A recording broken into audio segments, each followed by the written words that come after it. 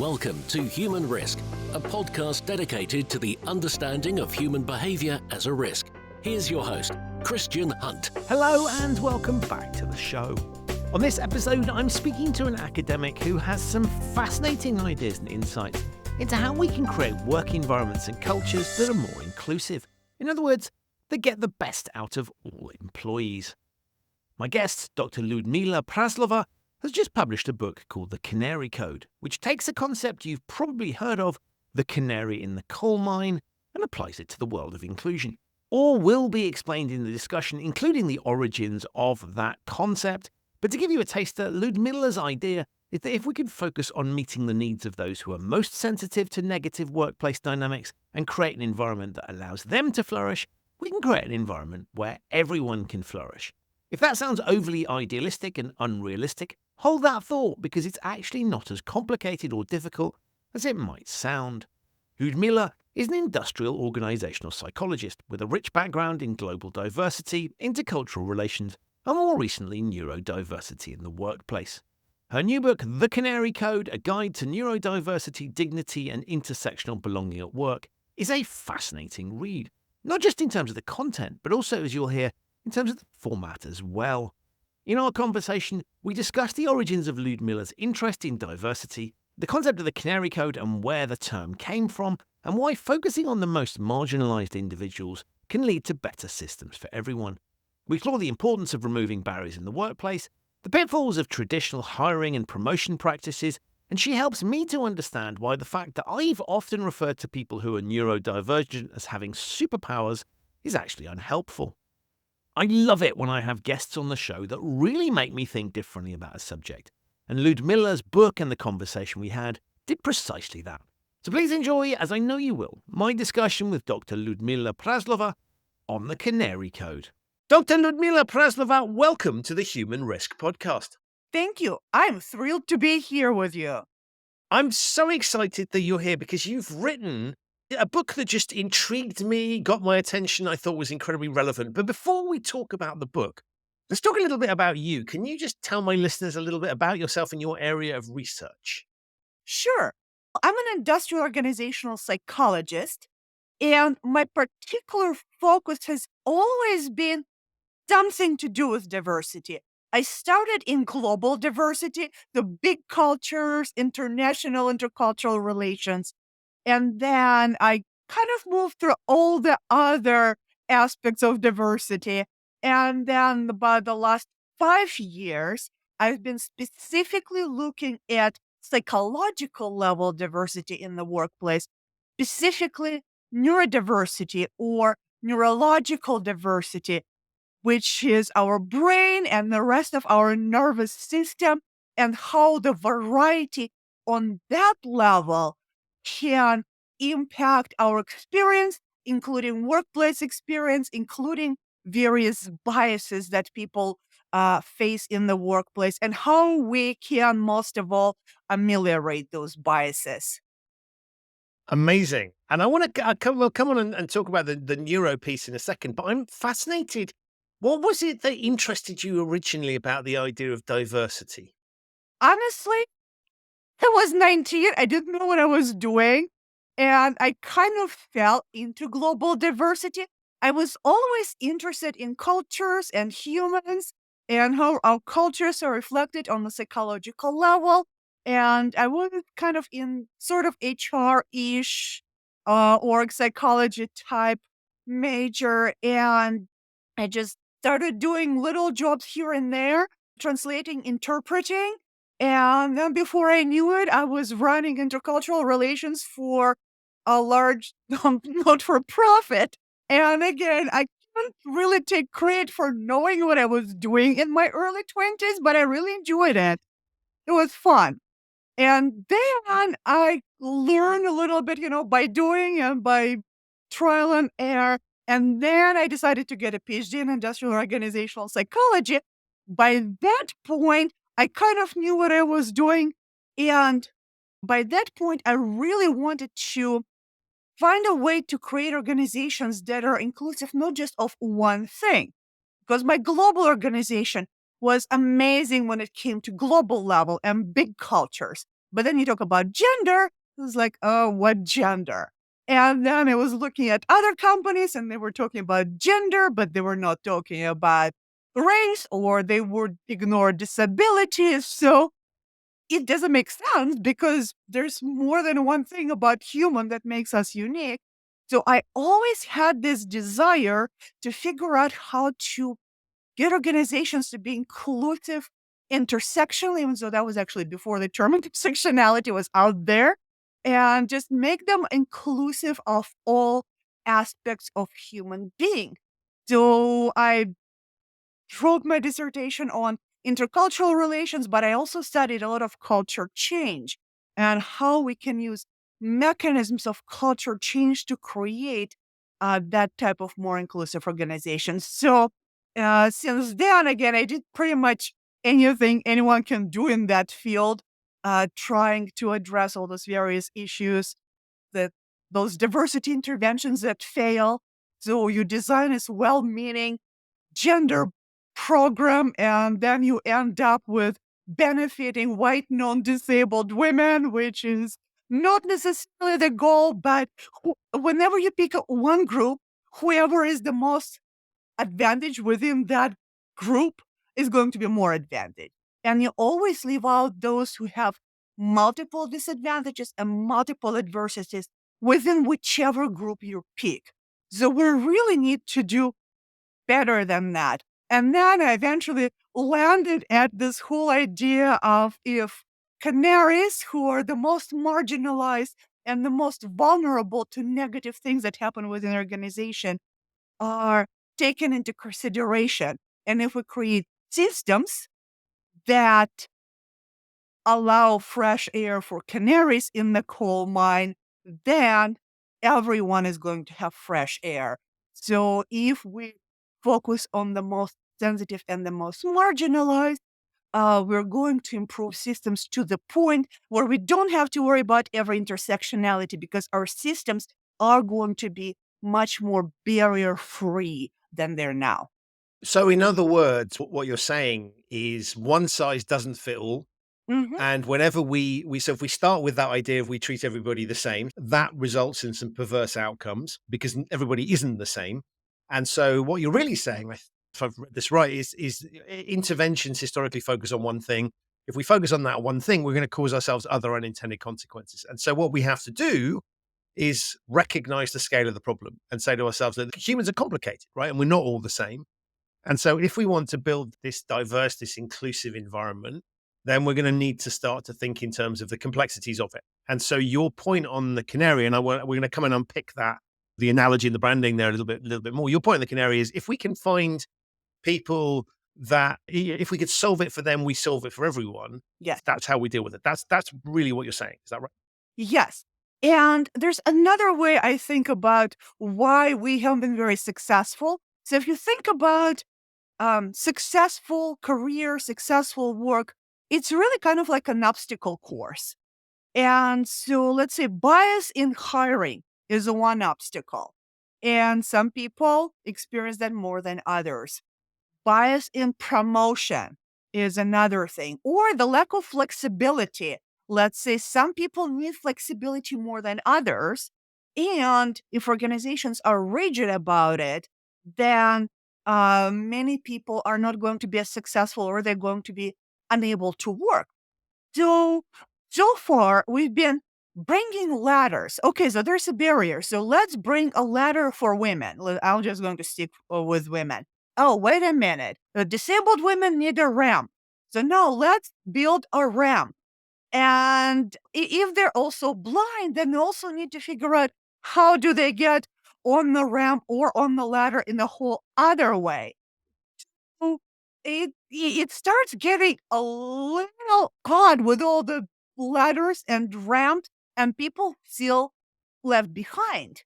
So because, like, what if someone has, many kids and they need different kind of schedule and they're still not doing that? So my idea is, why are we doing ladders and ramps if we should take the barriers down and stop, trying to figure out who deserves a ladder and who doesn't deserve a ladder, because it doesn't make sense. So let's just take down the barriers and let's give people flexibility as much as possible, period. Because let's say if we only give flexibility to people who bring accommodations requests signed by the doctor, let's say I'm autistic and I need more flexibility. Well, guess what's going to happen? I'm going to get bullied because other people don't see invisible differences. They just see someone is getting something they want and they're not getting it. So very often, people who get accommodations because they have some kind of non-apparent disability end up being bullied. So it's just we're trying to help some people and it can backfire. And in general, let's just make environments with fewer obstacles and they're not toxic. So we don't have to, distribute gas masks because there's all kinds of bad things in our organizations. It doesn't make sense. So let's remove barriers and give fresh air to everyone. Which takes us nicely. So that I love the way you just explain it really, really, really simply, because we look at that and we say it's really complicated, it's really hard, and we have to cater for all these different things, and I don't know, and it's difficult, and like if we let this happen, then that's going to happen, and how do we? And you're basically saying let's scrap all of that thinking because that is difficult, that is challenging, and it leads to this sense of inequity and unfairness and special treatment, all that kind of stuff. And you're basically saying, let's just go back and let's just try and create an environment that works for everybody. Which brings us then to the talk about the canaries. So people will have heard of this, the story about canaries and coal mines, but let's just take it back for anybody that hasn't. Just explain the canary and the coal mine analogy that you use. Of course. Well, people, for the most part, know the expression canary in the coal mine, but not everyone does know that this is not a story or a folk tale, but there were actual canaries. And in the UK, up through 1980s, so in the living memory of quite a few people, each mine had two canaries, and they would go down with miners, and they would be used as a detector of toxic gases. So they were only replaced by electronic carbon monoxide detectors in 1980s. And they even had little canary resuscitation devices, which is kind of a glass cage with a little oxygen balloon. So they took good care of them. They didn't just take them there to die, but if they would see that the canary is in distress, they would actually give them oxygen and evacuate. And the idea is that if it's safe for canary, it's safe for everyone. Because by design, to allow birds to fly, they have more intense air metabolism. So my bird biology is not great, but just from what I've read, they metabolize on inhale and on exhale. So they metabolize air much faster and much more efficiently than humans. Again, by design, they're not defective. But it also means that if there are pollutants, they are going to feel them first. So that analogy had caused some neurodivergent people, or specifically autistic people, suggest that that is kind of similar to autistic brain because autistic brain at rest processes more information. So for kids, it's about 42% more information at rest that's processed by autistic brain. So if there are, let's say, toxic psychological things in the workplace, then autistic people are going to be the first ones to feel that. So if there's just a little bit of incivility and everyone is annoyed, then autistic person is going to be very deeply hurt and troubled by that level of incivility. But then if you continue the psychological environment to deteriorate, then everyone is going to suffer. The same thing with open offices, which, by the way, do not increase collaboration according to research. I don't know why people still believe they do. But again, in the long term, everyone is going to experience stress and even cardiac and other physical issues if they spend a lot of time in open office type setting. Now, autistic person may not need a long time. Someone like me will be overwhelmed very quickly. Like you can see it in minutes. So why would you do something that's really harmful to some people, even in small dose, but really harmful to everyone over a long time if there's really no good reason? We can create more flexible workplaces. For the most part, jobs are very different now, and even factory jobs are not as noisy as they used to be. A lot of it is modernized, but for some reason, we decided that open offices where people actually have to think and concentrate are a good idea, and that obviously people are going to get stressed out. So let's just eliminate that stress or create those conference rooms for brainstorming, but give people time where they can actually, sit down and think because that's actually their job to think. So create environment that makes sense for it. And if we just start doing common sense things like that, then we might still need accommodations for some specific cases. So someone might have multiple challenges where we would need to address them in a unique way. But for many people, if we just created situations that are less nonsensical than a lot of what is going on right now in the modern workplace that's just carried over from who knows when for no good reason, and just create a logical environment where people can do their best job with the least wear and tear on their physical and psychological well-being. We would need fewer accommodations and fewer special arrangements. And we're going to have, less bitterness and anger and envy because parent is going to say, well, I don't know that autistic person is actually suffering, but I got 3 kids. Why don't I get flexibility? So, okay, give everybody flexibility. What's the big deal? If they can do their job on their schedule, turn in their product, be evaluated on their outcome, why not let adults be adults? And so this is a really interesting way of looking at it, because what you're saying is rather than treating people as different, you're just saying it's the sensitivity level that's different Yes. that's here, but it's the same basic human underneath it all. And so you're turning what some people might view as a sort of challenge or a bug, if you like, into a feature. And you're just saying, actually, if we recognize that, we can use this quite useful because we can start to use this as an early warning indicator. So this is why the canary analogy works really well.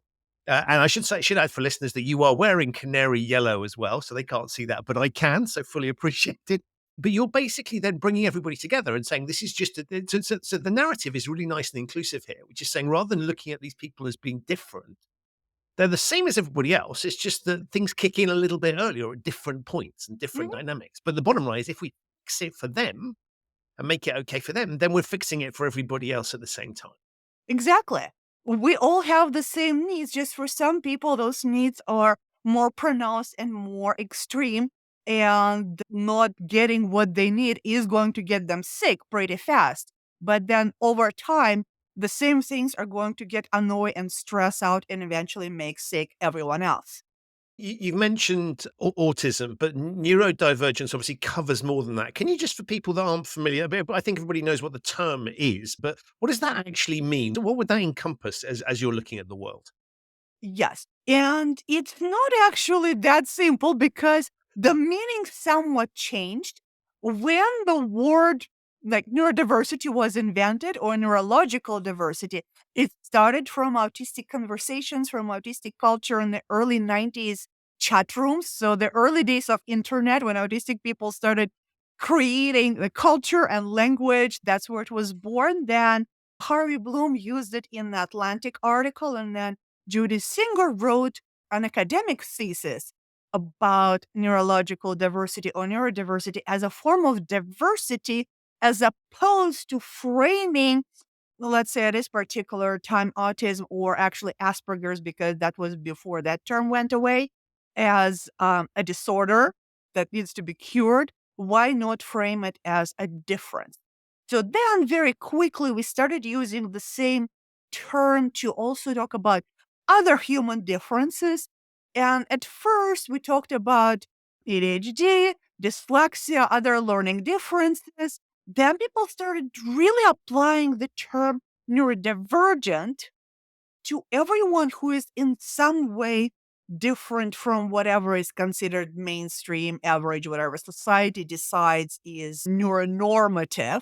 And that could depend on the country and the time of the history as well. But we can talk about the broad umbrella of neurodivergence, not just developmental differences, but we can talk about things like PTSD or anxiety or brain trauma, or now, for example, effect of long COVID on brains can also be considered a form of acquired neurodivergence.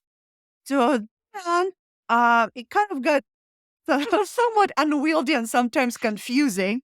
So Nick Walker coined another term, neurominority, to more specifically refer to the original meaning of neurodivergent people, which is ADHD, autism, learning differences, Tourette's. So those things that usually are developmental, appear in early childhood, are pretty hardwired in your brain and really are a part of who you are, which is why sometimes we use the term autistic, not with autism, because it's not something that can be like taken away. Autistic brain cannot be made non-autistic.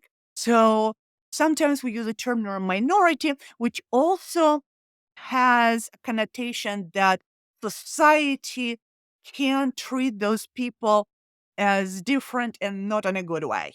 And so that's a very, very broad definition, as you say. And COVID's a really good example, I think, of something that's come along that just adds to it. And so there'll be other things that come and change this definition. And so as we look at that, I guess one of the challenges that you get from people, and sometimes this is genuine and sometimes this is performative, but let's give people the benefit of the doubt and say, okay, well, so you've just painted a picture that people have arrayed the different reasons why they might find a traditional working environment challenging. How can I possibly get my head around all of these things? Because all of them will want slightly different things. This starts to get quite problematic. And how do I get my head around it? So how do you respond to that sort of challenge to say that, yeah, I get this. I want to do everything to build an inclusive work, but at some point, this is going to become too challenging for me. Right. And there definitely are people, especially in managerial positions, who ask that question. And nobody is asking them to become a specialist on every difference. And again, if we just create environments that are sufficiently flexible and in general considerate of everyone, then much of the issue is going to be taken care of. So, for example, someone is stressing out, okay, so how am I going to do schedule? Again, if we're talking about humans in general, 1 hour schedule hardly works for anyone. There are some people who work for 25 minutes, the Pomodoro method, then they need a break, they need to do something different, then they're good to go. And then there are people who, if you don't, like, let's say me, give me a 3 to 4 hour stretch to do something, I'm kind of useless. And those people have always existed. Well, we're forcing everyone to work in 1 hour increments, which is kind of something that probably grew out of a school system, which doesn't even work well for school kids. And it definitely doesn't work well for knowledge workers. And it doesn't make sense to even begin with. So let's say Salesforce eliminated meetings and allowed for more time for people to slice the way it works for them. And there wasn't even specific neurodivergence consideration. But if you just do things that in general work for the range of humans, then you'll also likely accommodate ADHDers who would use traditionally peg as someone who needs 25-minute chunks of time, but there is a wide range of difference, and some of them also like long stretches of hyperfocus. Most autistic people want long stretches of hyperfocus, but there are autistic people who like shorter time periods of work, and then there's autistic ADHDers, which is a whole other thing. So nobody is expecting to manager to know everything about every possible combination of possibilities. But you have 7 people in your team. That's very reasonable to get to know their individual strengths and what they're good at and assign them work based on what they're good at. You are already doing it anyway. It may be just taking that skill a little bit further and looking at some of the maybe more significant differences where someone has an ability that's really, really, really, really exceptional. And then they have an area where you really don't want them to be doing whatever that is. And okay, so you've got 7 people. Unless you hired everyone who is a clone of each other, which is a bad hiring practice, hire people who are different enough with different strengths and give them assignments that align with their strengths, and you are going to get much higher team productivity if you just had a clone of, 10 clones or average of everything. So you have, whatever, let's say 7B students, and they all sort of can do whatever, but you'll get average results. Versus you get 7 people, and some of them are A plus at one thing, and they might be C minus at something else. And another one is A plus at something different. And you figure out what they're good at and let them work with their A plus area, and someone else do what is their particular strength is. Your net productivity and your net performance is going to be much higher. And really, it does require a little bit of an investment to figure out who is good at what. Even though most adults will kind of know and they will tell you, and there are tests. So just trying to figure out not necessarily what your problems are. And that is another thing. You could also give people like little user manual. Some companies do that, like Alterna's user manual. This triggers me. I'm really bad at that. Like, don't do this to me or I'm going to be, upset all day.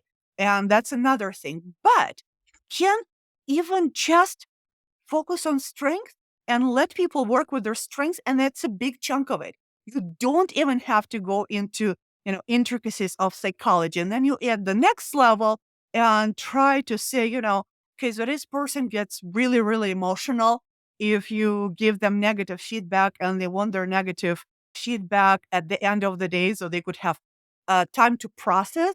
Okay, fine. Or this person needs written instructions. Even if you hate written instructions, what's the big deal? Just use speech to text software anymore. You don't have to type if you hate typing. So you can record the video and give someone who likes videos the video, who likes audio, give them the audio instructions, and the person who likes written instructions, give them a transcript. It doesn't have to mean that much more work from managers. It might require learning a few new tricks or more flexible ways of working. But once you figure it out, you might be rewarded with rather exceptional team productivity.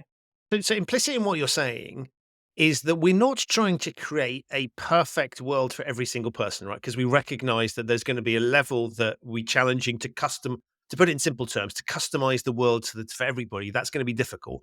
Right. So you're not saying do that. What you're saying is have a flexible approach, and actually within the confines of the way that we ordinarily operate, that's already possible. And the reason this really resonates with me is I always thought, but I talk about this quite a lot, which is I talk about the appraisals I used to get when I worked in a corporate environment. Every single year, it was always, here's the strengths, here's the weaknesses. And it was always the same damn things. Right? And every year it was like, when are you going to improve on these weaknesses? That's your ambition for next year. And after about 2 or 3 years, you kind of go, that's never going to happen. I don't know why we're bothering to have the discussion, because what you're doing is you're comparing Christian to the predefined slot. And I am never going to stack up to that predefined slot. So your point is for everybody, if we start to think in these terms, we can start to, I guess, job craft a little bit, or even if we can't job craft, we can task craft to say, how do we get the most out of people? And so that logic, it seems to me, is the same as we would use for equipment. We'll buy a robot in. We wouldn't ask a robot to do a tool that it's not particularly good at, right? We'd have a robot that's good at doing that particular task. And sometimes we might have to be flexible. And this I think is the interesting bit about your point is it's not a sort of fundamentalist approach. You're saying, let's just have a think about this and let's just do what we can. And there is probably more that we can do if we start to recognize it as that kind of challenge, as opposed to we have to create bespoke positions for every single person that's going to be difficult to meet all of their needs, but we can do a lot more. Is that the right way to look at this? We definitely can do a lot more. And yes, people are made to feel like you're square peg and we only want round pegs. But if you think about it, do you really just need round pegs? Uh, Square pegs can be really good for a lot of things. So just find intelligent way to use them and you don't have to actually change them and, chisel someone down. Stop being whatever you actually are. And yes, if most jobs are organic enough where we can say we're just going to match you with your strengths, a job matching first, and then we can also do a little bit of job crafting. But good job matching can take care of a lot of it. If you stop hiring the same average person that you're looking for and start hiring people for actual specific job that actually exists, so you match the right people to the right jobs, and then you can job craft a little bit around it. You can also job craft as a team. So you can all talk together. And again, if you did not hire clones of yourself who are all going to fight because they all want to do this one thing and don't want to do all the same thing. But if you hire a full variety of humans, you will end up with people of different abilities, and they will more or less organically fall into whatever their round, octagonal, whatever peg they are, into whatever specific job and set of tasks that works for them. And you're going to end up with a happier and more productive group of people. And yes, it does not require cutting people down and telling them to improve on their weaknesses because that's really not the best approach. Helping people develop their strengths is more productive because going from good to excellent is much closer than going from bad to semi-decent. It doesn't make any sense. And yeah, just hire a full diversity of humans and hire specific humans for tasks that they're good at. And so the limits of this, I guess, let's pick a silly example, right? So you're not saying that for air traffic control, for example, we want someone who's able to concentrate, attention to detail, all that sort of thing, right? There are going to be some people for whom that job is not at all suitable, right? And we can think of other things, medical surgery, for example. We want Right. people that have the aptitude to do that. And so for those sorts of tasks, you're logically saying, okay, well, that we need to hire a certain type of person, then we need to recognize that that's the skill that you need for that. But that's very specific for those roles. And there are going to be other things where we can deploy people with different forms of skill sets. And so in many respects, this is again, one of the criticisms of diversity and I guess inclusion is sort of, well, we can't shift everything around to accommodate everybody. And you're not saying that. You're recognizing that there are certain things where that's just not possible. So we don't try and do that there because that would not be a good idea. But where we can, we absolutely should. And we can do more of that than people might think. Yes. So it's a principle of validity and valid selection. And basically it means that we're measuring what actually matters for the job and what we're supposed to be measuring. So if we're measuring manual dexterity for the surgeon, it makes sense, it's job relevant. If we hire someone who is lacking in manual dexterity, people die. So that's valid characteristic, necessary, bona fide occupational requirement, the technical term. So we can give people tests of their manual dexterity, and it's a perfectly a valid thing to do. For air traffic controller, yes, attention to detail, again, bona fide occupational requirement. If you don't have that, people die. So again, give them attention to detail tasks and select the best. Now, where the problem happens in many organizations is we don't give those job tests which I'm actually advocating for. Give people mini tests, the actual snippets of a job that they need to be doing.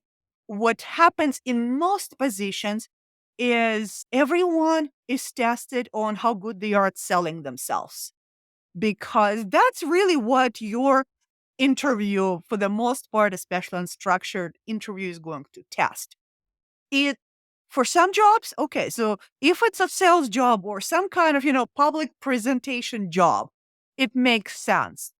For air traffic controller, talking about air traffic controller and actually doing it, not the same thing. For surgeon, talking about how good they are at surgery and actually being good at surgery, not the same skill.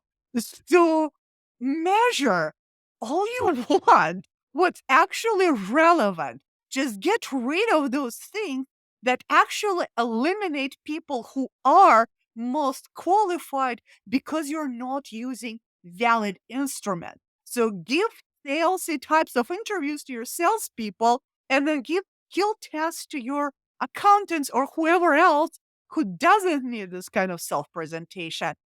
So making the system more valid is also a way to make it more inclusive, because you're not going to eliminate people because they have, regional accent or because their face is not symmetrical. Facial attractiveness, the huge predictor of who is going to get hired, because their hobbies indicate that they come from working class rather than from upper class. Another thing based on which people discriminate in interviews.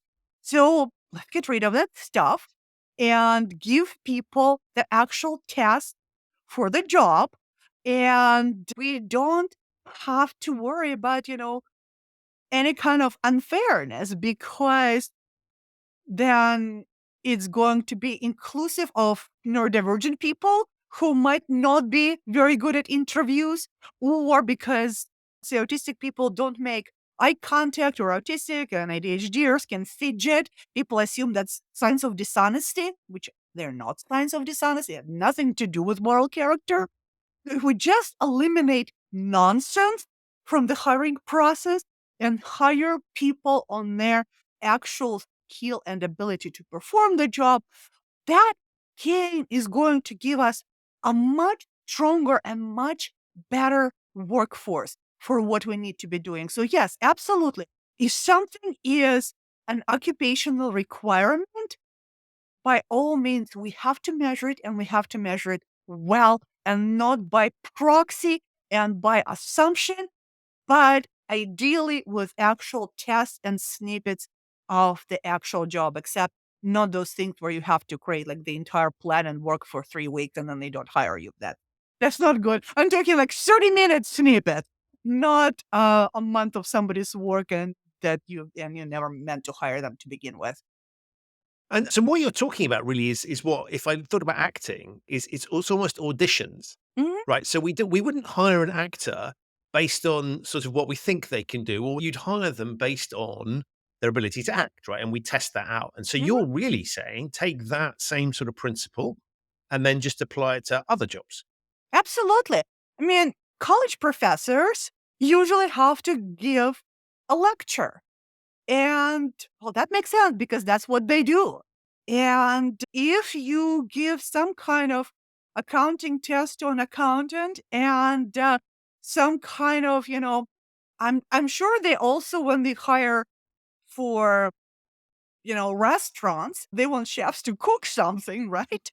So let's just do things that make sense. Again, making someone cook something is not the same as having them talk about how good they are at this, which unfortunately most interviews are. So yes, the actual snippet of job tasks is much more valid and much more fair in the long run.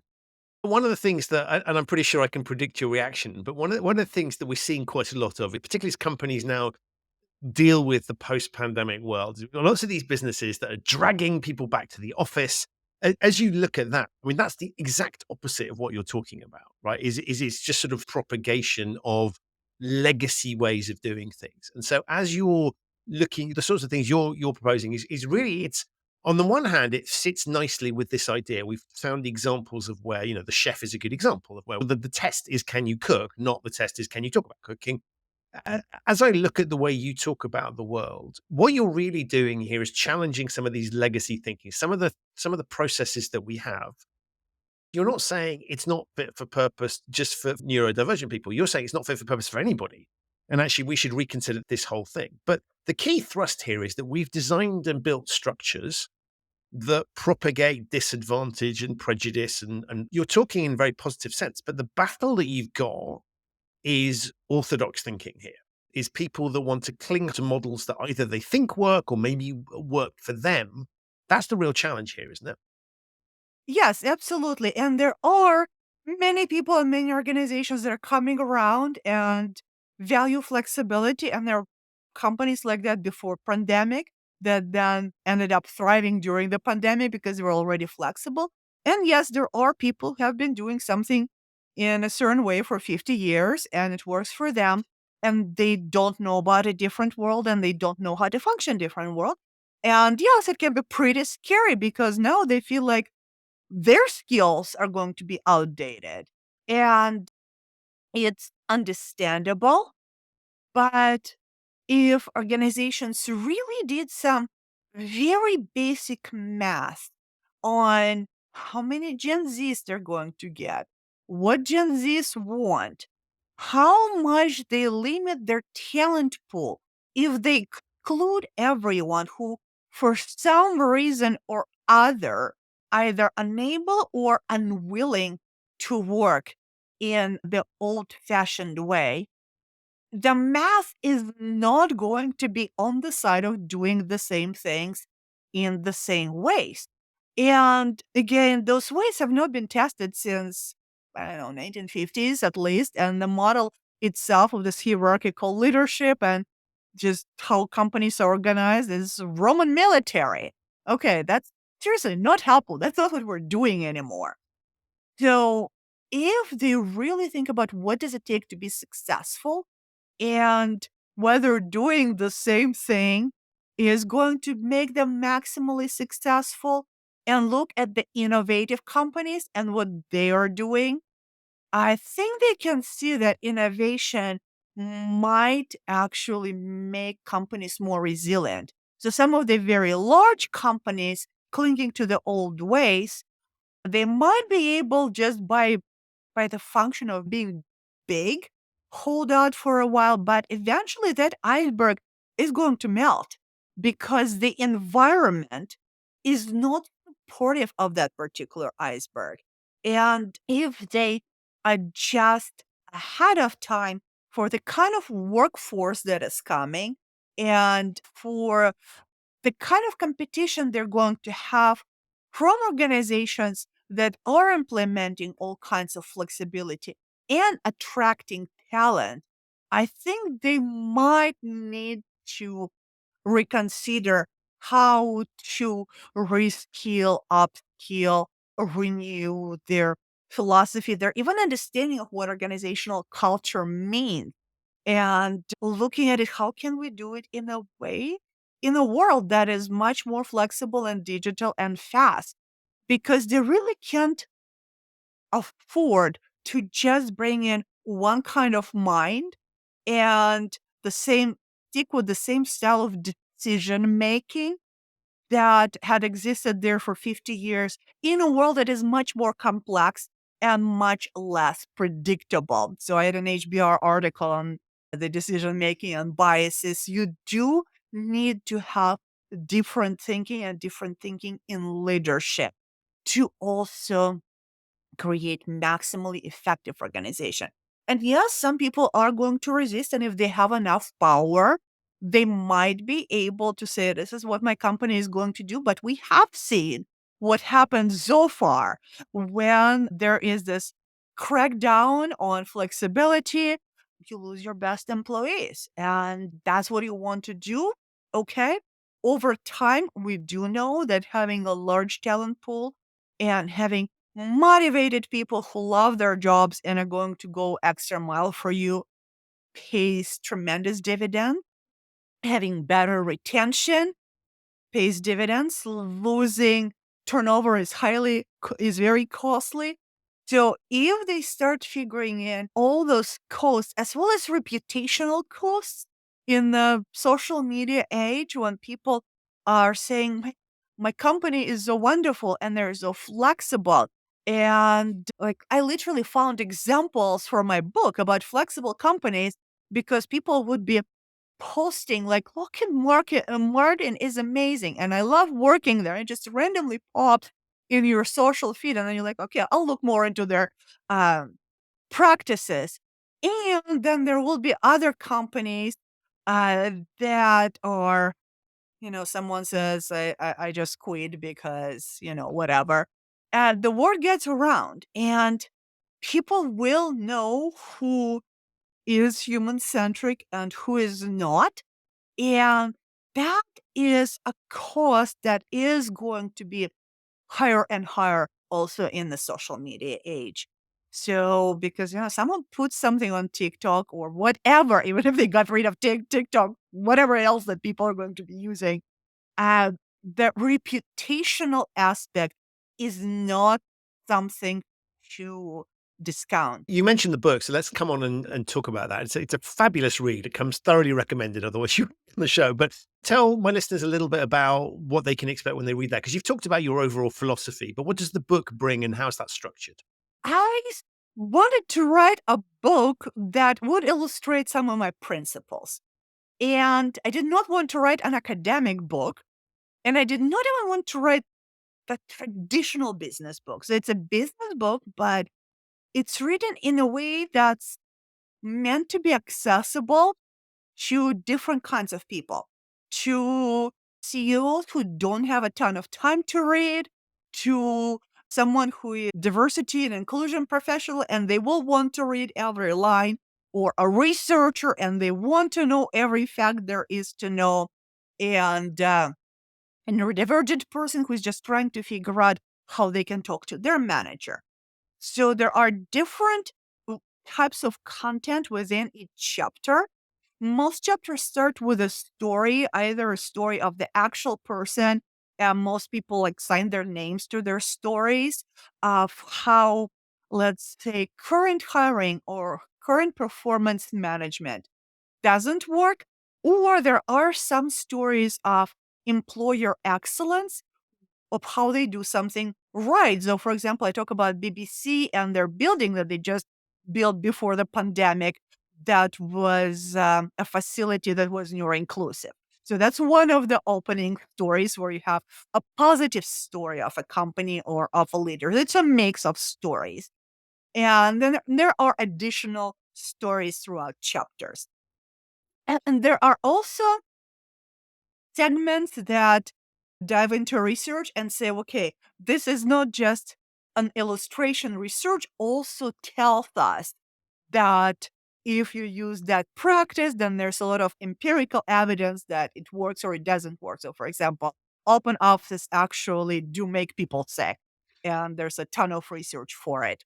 And so then there might be another example of employer excellence. There might be a section of bullet points where it's just practical advice. If you don't have time to read why, which I provide plenty of like why you need to do things. So if you want bullet points of what to do, then you can just go to those specific application points and go there as your quick check-in. And if you want to read a little bit of a deeper dive and research and logic behind something, you can do deeper dive. So from what I've heard so far, that works really well for people. And it's an illustration because if we create a book that is accessible for people who are not the best readers, either because they don't have a time or they don't have a brain that's a traditional reader brain, it is going to help everyone. So I personally, one of the hyperlexic autistic people, give me a wall of text and I'm good. But I've also been teaching students for over 30 years. And I know that some people struggle mightily with a wall of text and they just don't do it. And so there are many people who need information in a manageable chunk, and they need to be able to go and determine their path, and they need to have signposting for different types of information, what to expect. So the book is written for those people who need this extra structure to help with their reading, who need manageable chunks. And most chunks are half a page to a page. They're not huge chapters where you are starting somewhere and then like 10 pages in, you're like, whoa, what's happening? Everything is arranged in very short chunks. And from what I've heard, people really like it. And that was an example. I don't need it. To me, a wall of text is not a barrier, but I'm going to remove it because it is a barrier for many people. And I'm going to create a book structure that is extremely accessible. And people say, oh my gosh, this is so accessible. And they don't even realize that I have like 600 to 700 references. I don't know, let's count. And I use big words, but you can always, go to the glossary and look up a word if you don't know it. I use the terms as to what they are, but people don't notice that because the structure is such that it helps their brain to look at this material and go, oh my gosh, yeah, I get it. It's an easy read. Oh, that was an interesting thing because I've never seen a book like that. And that was something I just really wanted to do, to demonstrate the principle that if you create something for the ease of use, who have difficulty with particular aspect of something, in this case, reading, is going to be helpful for everyone. So even though someone who's ADHD or dyslexia might be supported by this kind of book structure, will benefit. A CEO who just wants to read particular chunks and not go through the whole book can also go to those particular chunks, extract what they need now, and then come back and extract what they need next time because it's all there, easy to find in a manageable chunks. And I love that because one of the things I was thinking, well, you could have written several versions of it, right? So you could have written the wordy version. And so I love the fact that you chose not to do that, right? Because that would have gone against what you're saying. So you're basically saying, here is something that can work for everybody. And recognize, back to your earlier point, I think it's not going to be perfect for everybody, but it covers the broad majority of people. And you've tried to recognize that. And so I love the fact that your substance matched your form, which I thought was really important. And the interesting bit of feedback for you, actually, from me, was I read the digital version and I really want to get hold of a physical copy because I felt like it's the kind of book that I want in physical form. And I'm normally agnostic on the two, but in this case, I really wanted a physical copy. So that an interesting discovery for me was that you'd pressed some buttons that made me think this is one that I want in physical form. And I can't explain that, but I don't have to either, right? Just sort of, it's just the way you'd structured it made me think of that.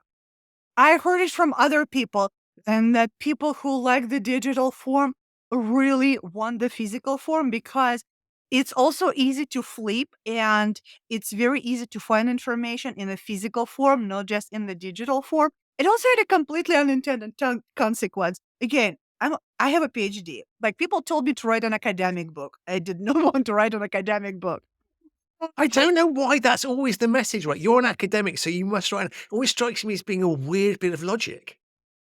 I think people give credibility if you write an academic book, but I don't think it's still academic. It's still very research, but I do not want to write an academic language because it is a barrier. I also did not want to write an academic book as one of those academic books that are then priced at $200 because only libraries can afford them.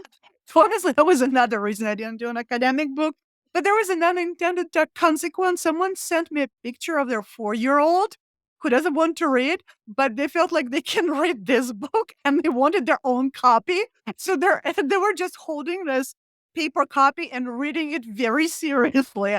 And like they kind of felt they were getting something out of it. I think it Love was it. just the structuring that apparently is also attractive to 4-year-olds. And academics have also read it. And I have recommendations from the head of MIT Slow Management Review and all kinds of HBR contributors. And so people who like research writing like it too. But my point was I wanted to make it accessible to people and to the person who just, either a manager or they work in HR and they see problems with the system, but they don't quite know how to improve it or where to start. I want the person not to be intimidated and just say, okay, I just got this tool set that is practical. Oh, and there are those stories that maybe I could show to that manager who is questioning, why should we stop doing something or start doing something? And maybe that manager, if they just read a story, they would also understood a little bit better how certain things impact people who are different from them. And the other thing I thought was really interesting was as I was sort of trying to unpick your plumbing a little bit to think about the ways that you'd presented things, because I'm interested, obviously I'm interested in the substance, but I'm also thinking about, well, what can we learn from that? I thought there was something really interesting in terms of creativity, because one of the things that as I reflected on that and as I was looking at how you've done it, your workings, if you like, I was thinking, actually, this is interesting because if I can start to recognize the other ways that people think.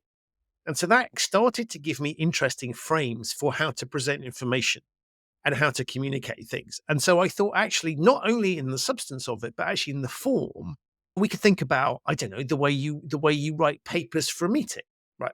I don't know why we sometimes need papers for a meeting, but let's assume that that's important. Right? I suddenly thought, oh, this is interesting because you could approach that differently. But I also thought, well, actually, if I could start to think about that, yes, it's a benefit, cognitive diversity matters, but I could also change the way I think about things and also just present myself with fresh lenses. And I thought that was really helpful as well, just as a means of thinking you've had to think about all of these different ways that people's brains work.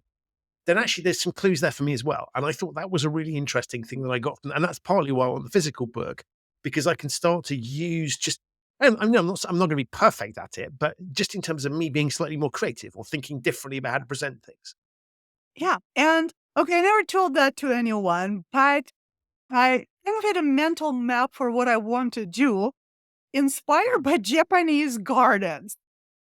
So I wanted to create a book that's going to be like a Japanese garden where form matches purpose and it has clear lines, clear guidelines, little stepping stones, and somewhat of a, even in a contained environment, I don't want to write a huge book, but in a contained environment, Japanese gardens create variety of things to look at. So I would literally watch videos of Japanese gardens and eat Japanese food to get inspired. But for some reason that just makes sense to me. I don't know what.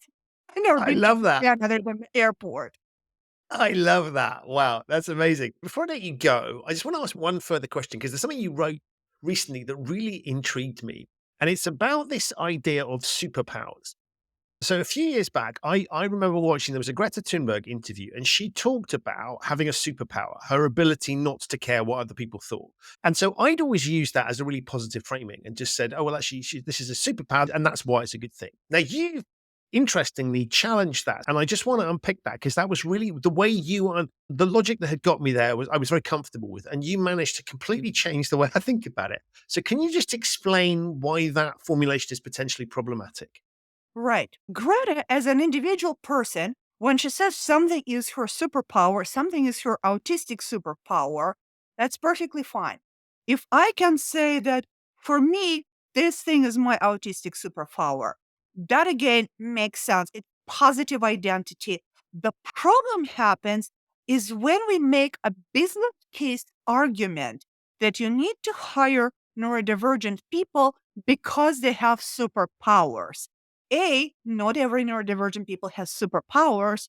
And B, you don't require neurotypical people to have superpowers to be hired.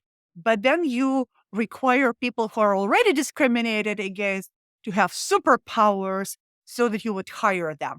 So when people use that as a business case argument, that troubles me. So for example, JP Morgan research, and I'm maybe somewhat guilty of it in some of my earlier articles too, where I would use this reference that autistic people, when they're properly matched to jobs, are 140% more productive. Well, again, it's a highly selective program. and they really do very good job with matching them to jobs.